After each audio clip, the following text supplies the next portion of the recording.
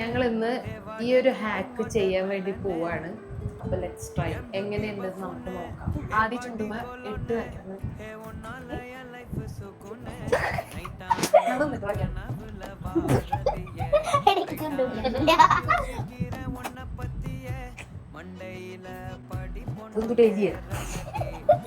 തുപ്പലൊക്കെ ആക്കി